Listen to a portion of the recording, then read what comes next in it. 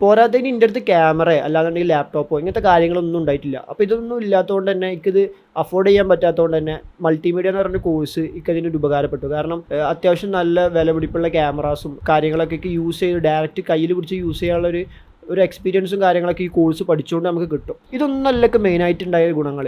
എൻ്റെ ക്ലാസ്സിലുള്ളവർ എന്നെ പോലെ തന്നെ ഈ ഒരു ഫീൽഡിൽ വർക്ക് ചെയ്യണവരാ, അല്ലാന്നുണ്ടെങ്കിൽ ഈ ഫീൽഡ് ഇഷ്ടപ്പെടുന്നവരാ.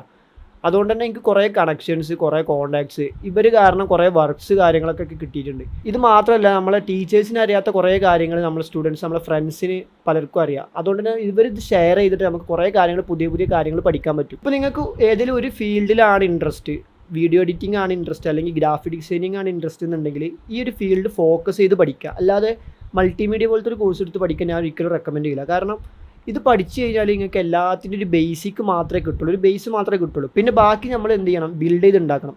അപ്പോൾ ഇതിന് കുറേ ടാസ്ക് ഉണ്ട്. ഇതിനേക്കാളും നല്ലത് ഏതെങ്കിലും ഒരു ഫീൽഡ് കറക്റ്റായിട്ട് ഫോളോ ചെയ്ത് ചൂസ് ചെയ്ത് പോകണം.